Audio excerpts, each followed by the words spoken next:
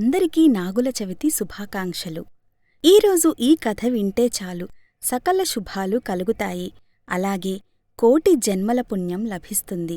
ఈ పురాణ కథ గురించి ఇప్పుడు మనం తెలుసుకుందాం. నాగుల చవితి గురించి ఒక అద్భుతమైన కథ బ్రహ్మపురాణంలో ఉంది.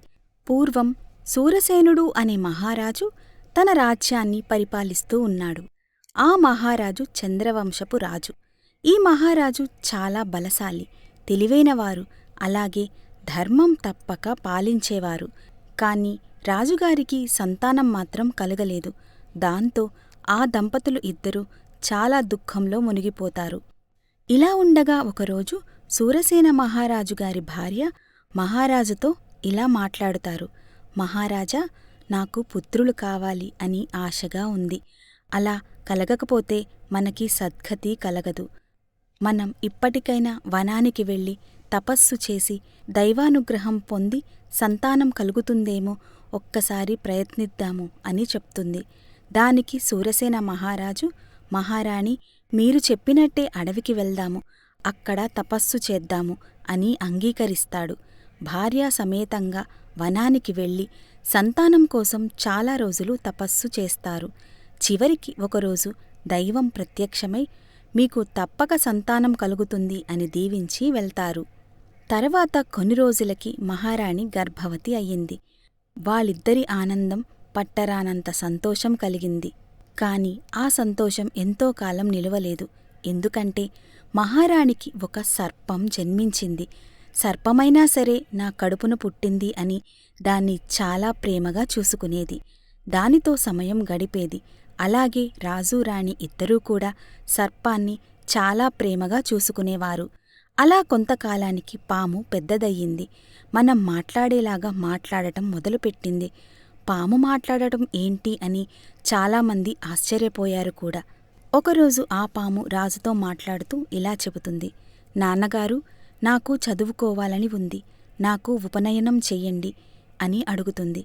రాజు అలాగే చేశారు. కొన్ని రోజుల తర్వాత పాము రాజుతో ఇలా అడిగింది. నాన్న, నాకు వివాహం చేసుకునే వయస్సు వచ్చింది, నాకు ఇప్పుడు పెళ్లి చెయ్యి అని అడుగుతుంది. ఒక్కసారిగా రాజుకి ఏమి మాట్లాడాలో అర్థం కాలేదు. పాముకు వివాహం ఏమిటి అని అనుకున్నారు.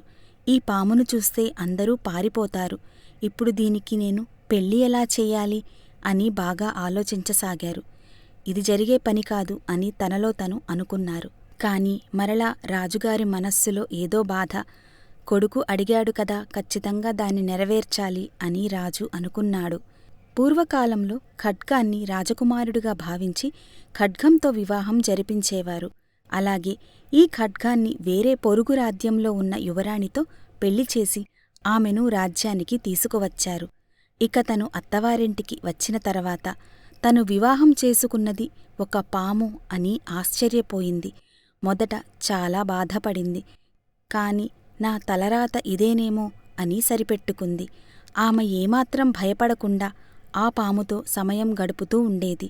ఇలా ఉండగా ఒకరోజు పాము తన భార్యతో ఇలా అంటుంది. నా ఆకారం చూసి నువ్వు ఎందుకు భయపడడం లేదు, ఎందుకు అని అడుగుతుంది. నాకు సమాధానం చెప్పు అని అంటుంది. అప్పుడు భార్య ఇలా అంటుంది. భర్త ఎలాంటి రూపంలో ఉన్నా స్త్రీకి తను దైవ సమానం, దైవాన్ని చూసి భయపడటం ఏమిటి అని సమాధానం చెప్పింది. దానికి ఆ పాము ఆశ్చర్యపోయి తను శివుడి శాపం వల్ల పాముగా జన్మించానని చెబుతుంది. నీతో కలిసి నాగుల చవితి వ్రతం ఆచరిస్తే నేను మళ్ళీ మనిషి రూపానికి వస్తాను, శాప విమోచనం అవుతుంది అని చెబుతుంది. అందుకని మనిద్దరం నాగుల చవితి వ్రతాన్ని చేద్దాము అని చెప్తుంది. వెంటనే భార్య చాలా సంతోషిస్తుంది. అప్పుడు నాగుల చవితి రోజున ఆ వ్రతాన్ని భక్తి శ్రద్ధలతో శివుని సన్నిధిలో నాగుల చవితి వ్రతాన్ని ఆచరిస్తారు. వ్రతం పూర్తి కాగానే వారిరువురు గౌతమీనది స్నానానికి వెళ్ళి నదీ స్నానం చేస్తారు. ఆశ్చర్యంగా నదీ స్నానం చేయగానే ఆ పాము అందమైన రాజకుమారుడిగా మారుతారు. అది చూసి భార్య చాలా సంతోషంతో ఉంటుంది. శాప విమోచనం అయ్యి ఇప్పుడు సాధారణ మనిషి రూపానికి వస్తారు. వాళ్ళు ఇద్దరూ చాలా సంతోషంగా జీవిస్తారు. ఈ కథని ఈరోజు విన్నా, చెప్పినా, చదివినా జన్మజన్మల పాపం తొలగిపోతుంది అని ఒక నమ్మకం. ఈ వీడియోని ఇప్పటివరకు విన్నందుకు ధన్యవాదాలు. ఇలాంటి మరిన్ని వీడియోల కోసం మా ఛానల్ని సబ్స్క్రైబ్ చేయండి. అలాగే ఈ వీడియోని మీ ఫ్రెండ్స్ అండ్ ఫ్యామిలీ మెంబర్స్కి షేర్ చేయండి.